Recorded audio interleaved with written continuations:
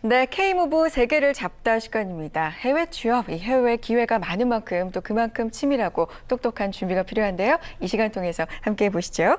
해외 취업 전문가죠. 이솔의 박창규 대표님 함께하겠습니다. 안녕하세요. 네, 안녕하세요. 반갑습니다, 대표님. 네, 반갑습니다. 네, 이 코너 진행을 하면서 해외 취업에 대한 관심, 저희 또한 굉장히 높아지고 있는데 기사를 하나 봤습니다. 2017년까지 연간 10,000명 규모로 해외 취업 활성화 정책을 써서 늘리겠다 이런 얘기를 들었는데 그 얘기부터 한번 해볼까요?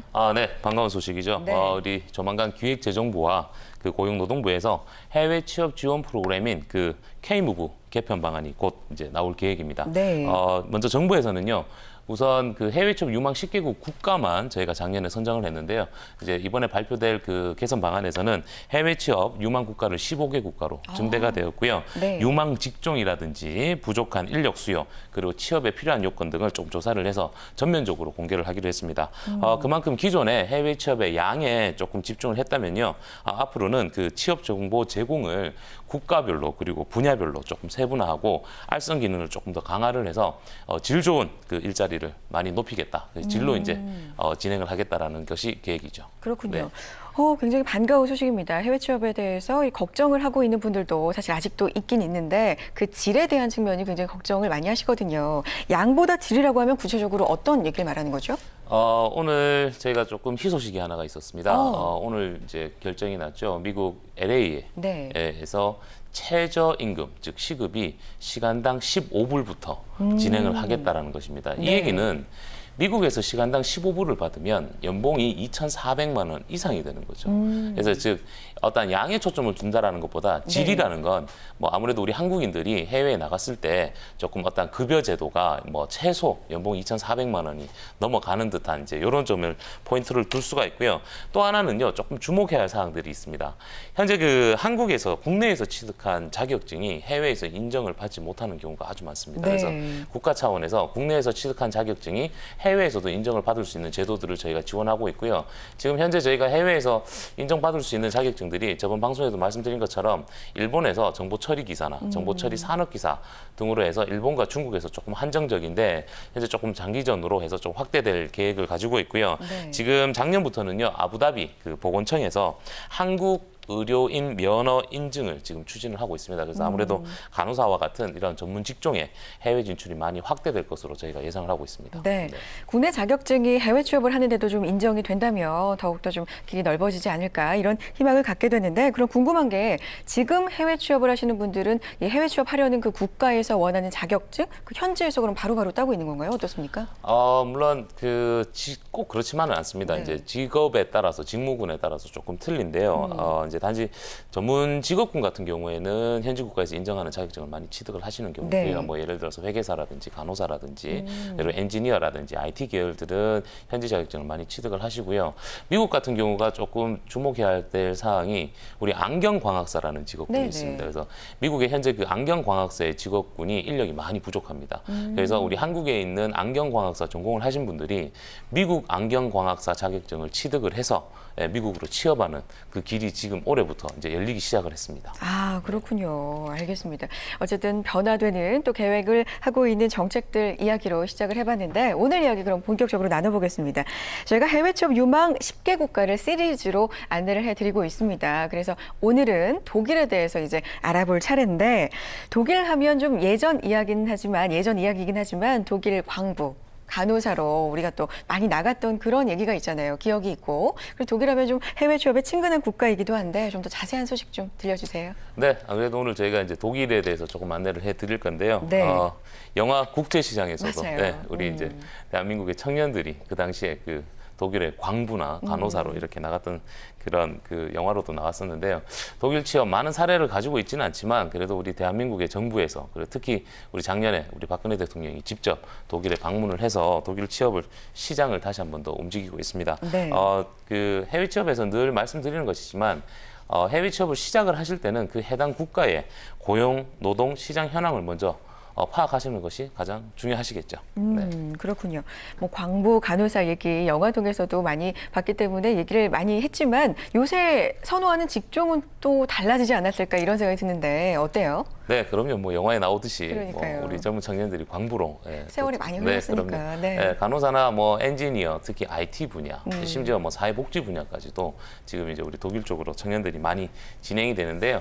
일단 제가 고용노동시장을 조금 그 동향을 조금 안내를 해드리면 네. 유럽이 현재 그 재정 위기가 좀 많이 악화되어 있습니다. 네. 그럼에도 불구하고 외국인을 포함한 독일의 고용 인원은 2009년도부터요 꾸준히 증가되고 있는 추세입니다. 최근엔 조금 전에 말씀드린 것처럼 예전처럼 어떤 제조업이나 건설업이나 간호사라든지 의료보건 계열의 이쪽 직종뿐만 아니라 이 호텔이나 항공, 서비스 분야에서도 우리 한국인들을 많이 채용하고 있는 그런 추세를 보이고 있습니다. 그렇군요. 알겠습니다. 앞서서는 미국에서 안경광학 분야에 이제 인력이 부족해서 우리나라 사람들이 많이 가고 있다 이런 말씀해 주셨는데 그런 분야가 독일에도 있으면 우리가 많이 진출하면 좋잖아요. 그런 분야 있을까요? 네, 그럼요. 우리 한국인들을 선호하는 취업 유망 분야들이 있습니다. 네. 뭐 예전과 다르게 바로 그 보건이나 의료 분야에 간호사 그리고 간병인과 같은 직업군이 또 네. 있고요. 뭐 사회 서비스라든지 법률이나 회계 관련 직무군들 그리고 전문 지식과 조금 상당한 어학 실력을 좀 요구하는 컨설팅 직무 분야에서도 우리 독일 내에서 한국인들을 선호하는 그 취업 유망 분야라고 보실 수가 있습니다. 그렇군요. 보건, 사회 서비스, 법률, 회계 뭐 이런 쪽이군요. 네. 그렇다면 독일을 해외 취업 유망 국가 10개 국가 중에서 또 당당하게 하나로 선정하신 어떤 메리트, 매력을 또 들어보고 싶어요. 어떤 매력이 있을까요? 네, 뭐 해외 취업을 선호하시는 분들의 거의 대다수입니다. 네. 일단은 근무 환경이라든지 그 나라의 복지 혜택이 우리나라 환경과 틀리다는 점이 가장 큰 중점적인 사항이고요. 어떤 점이 다른데요? 뭐 아무래도 급여 체계라든지 그리고 이제 야근이라든지 네. 생활 환경들이 조금 많이 틀리고요. 제일 큰 건 독일 같은 경우는 우리 대한민국의 정부의 노력이 가장 큰 것 같습니다. 네. 직접 뭐 대통령이 몇 번을 다녀오시면서도 그리고 저희 한국산업인력공단에서 계속 저희가 해외 취업처, 독일의 취업처를 발굴하기 위해서 노력을 많이 하는 것도 그 이유 중에 하나인 것 같고요. 특히 2013년도 7월 1일부터는요. 독일 노동관계법 중에서 신고용 시행령에 따르면요. 대한민국 국민에 대해서만은 고용주의 소재지와 관계없이 고용 활동을 위한 체류 허가 발급이 할 수 있도록 즉 쉽게 취업 비자를 한국인들만 쉽게 취업 비자를 받을 수 있도록 그런 제도도 도입이 되어 있습니다. 아, 그렇군요. 한국인들만. 그렇습니다. 이거 굉장한 매력입니다. 네. 자, 해외 취업 일단 가서 취업이 돼서 일을 하는 것도 굉장히 중요하지만 생활을 해야 되는 거기 때문에 현재 문화를 익히는 게 상당히 중요한데 독일에 가기 전에 알아야 될 현재 문화적 특성, 뭐 현지 사람들만의 특성 이런 게 있을까요? 그럼요. 독일은 다른 영어권 국가나 다른 국가에 다르게 아주 조금 유의하실 점이 하나가 있습니다. 그래요, 뭔가요? 아무래도 독일 같은 경우는 세계 대전을 2번이나 치른 그런 국가인 만큼 네. 그 독일의 어떤 국가의 그런 그 역사 의식을 이해하는 것이 우선적이고요. 뭐 나치나 히틀러와 같은 그 과거사를요 독일 자체에서는 과거 극복의 차원에서 올바르게 인식할 수 있도록 그 교육제도부터 비판적 사고력을 키울 수 있는 교육제도가 진행이 되고 있고요. 네. 그래서 독일인들하고 대화를 할 때는 이런 좀 민감한 사항, 역사에 대한 부분은 가급적이면 피하시는 게 맞고요.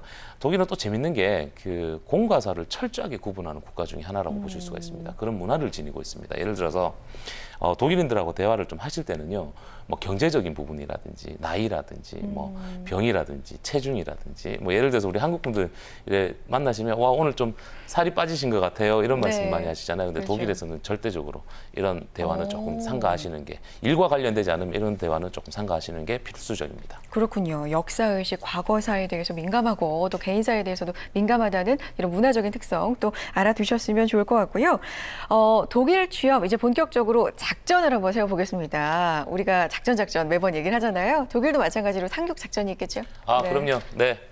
국내 취업도 그렇고요. 해외 취업도 그렇고 뭐 단순하게 채용 공고에 내가 지원할 게 아니라 작전을 조금 세워서 진행을 하신다면 성공적인 취업으로 만들어내실 수가 있죠. 독일도 그런 작전들이 조금 들어갑니다. 네. 먼저 독일 같은 경우는요. 저희가 보통 추천을 이렇게 해드립니다.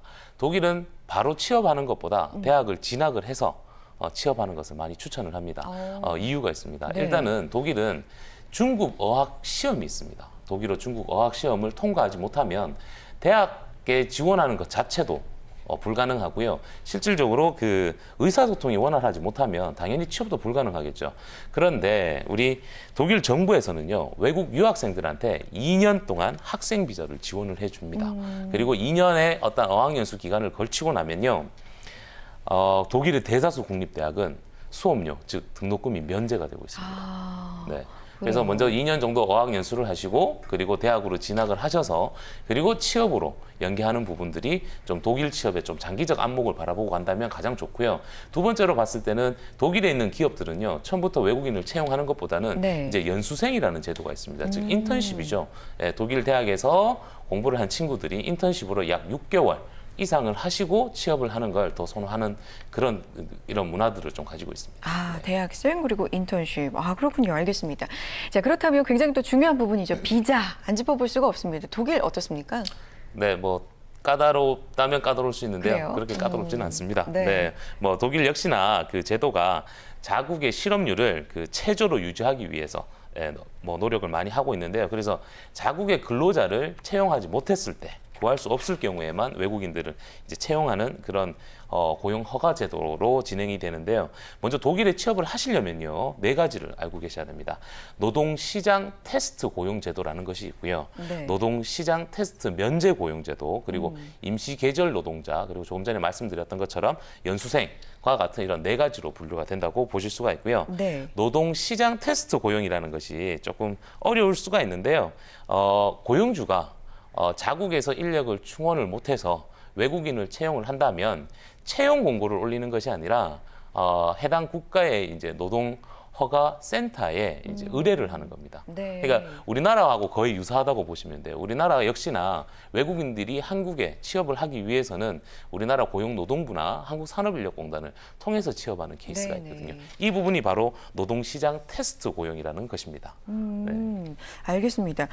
지난 시간에 성공 포인트 중에서 헤드헌팅이나 헤드헌터나 알선 기관을 이용해라 뭐 이런 얘기를 해주셨는데 그러면 그 두 번째 이제 면제가 있었잖아요. 그렇죠. 그럼 이런 절차 없이도 가능하다 이런 얘기겠죠? 그럼요. 네, 테스트 면제 고용도 있는데요. 네. 제가 앞서 말씀드렸던 고용시장 테스트 고용은 말씀드린 것처럼 알선 기관이나 헤드헌터들을 충분히 활용을 하셔서 진행을 하실 수 있는 거고요. 고용시장 테스트 면제 고용은요.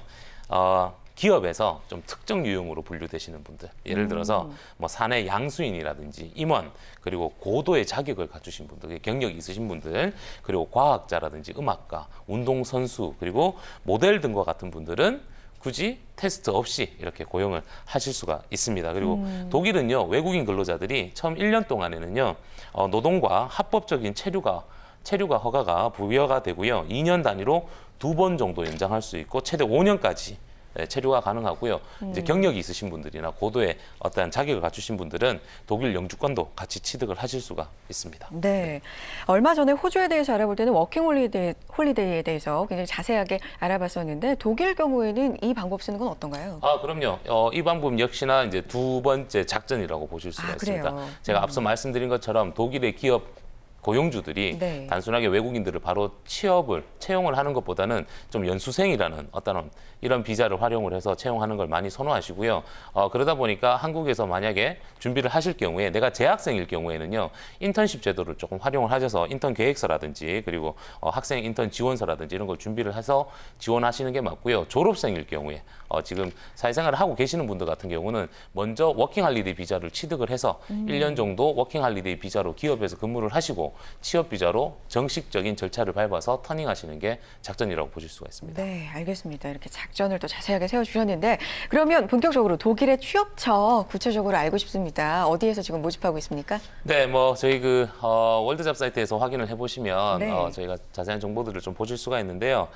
독일 같은 경우는 저희가 안타깝게 다른 국가에 비해서 그 채용처가 그렇게 많지가 않습니다. 그렇습니까? 그래서 너무 안타깝고요. 네. 저희가 한국산업인력공단이나 그리고 코트라 그리고 저희처럼 민간고용 서비스 기관에서 열심히 발굴을 하고 있는데 아무래도 독일 기업의 그런 고용주들이 이런 신입 직원들보다는 좀 경력자를 많이 좀 선호를 하고요. 그리고 독일 같은 경우는 영어뿐만 아니라 이 독일어까지 현지 자국어까지 이제 활용을 좀 하셔야 되기 때문에 우리 네. 해외 취업 설문조사에서도 지원은 하고 싶지만 부족한 어학 실력 때문에 좀 두려워하시는 분들이 종종 있으시죠. 그래서 이런 부분들 때문에 조금 많이 안타깝습니다. 네. 그런 부분도 있는데 그래도 취업처 나와 있는 데가 있죠, 현재. 그럼요. 네, 그럼요. 현재 지금 제가 독일 취업처를 조금 안내해드리면요. 네. 현재 저희 독일의 터틀 엔터테인먼트에서 리눅스에서 엔지니어 지금 한 명을 채용하고 있고요. 그리고 독일 같은 경우는 또 한국 기업들이 많이 진출이 되어 있습니다. 그래서 현대 로지스틱이라든지 그리고 삼성 케미칼 쪽에서도 지금 한국인들을 채용하고 있고요. 네. 이런 정보들은 아무래도 월드잡에 조금 보시면 좀 디테일하게 확인을 하실 수가 있을 것 같습니다. 네, 알겠습니다. 연봉 같은 경우는 어떻게 되죠? 연봉이 좀 높아야 일단 좋을 텐데 현재 상황이 어떻습니까? 네, 중요한 부분인데요. 네. 예, 개인의 능력에 따라서 그리고 회사의 컨디션에 따라서 조금 틀린데요. 이 독일은 조금 다른 제도가 조금 하나가 있습니다. 왜요? 독일에는 블루 제도라는 게 하나가 블루? 있습니다. 네, 네. 블루 제도. 이게 뭐냐면 예를 들어서요. 인도인들 같은 경우에는 저임금이라도 독일에서 근무하기를 희망을 하십니다. 이게 이제 블루 제도라고 보시면 돼요. 네. 그러니까 한국인들 같은 경우는 이제 고임금을 선호하다 보니까 아무래도 이제 고용주 입장에서는 저임금으로 인도인을 채용하는 걸 더 많이 선호를 하시겠죠. 네. 그리고 또 하나는 지금 최근에 이제 우리 유로화가 많이 약세를 보이고 있죠. 그렇죠. 이 부분도 이제 독일 취업에서 조금 메리트가 많이 낮아지고 있는 단점이라고 보실 수가 있을 것 같습니다. 그렇군요. 독일의 경우에는 정부가 좀 풀어야 돼. 우리 정부가 또 많이 발굴하고 이 풀어야 될 숙제가 좀 많은 나라다 이런 생각이 들었고요. 다음 주에는 어느 나라 소개해 주실 건가요? 네, 해외 취업 유망 10개 국가는 아닙니다만은 지금 한국에 약 4만여 개의 기업들이 진출되어 있습니다. 중국으로 한번 가보려고 합니다. 중국. 네, 그렇습니다. 굉장히 또 중요한 나라입니다. 네. 다음 주 기대해 보도록 하겠습니다. 자, K무브 세계를 잡다 이솔의 박창규 대표님과 함께했습니다. 고맙습니다. 네, 감사합니다.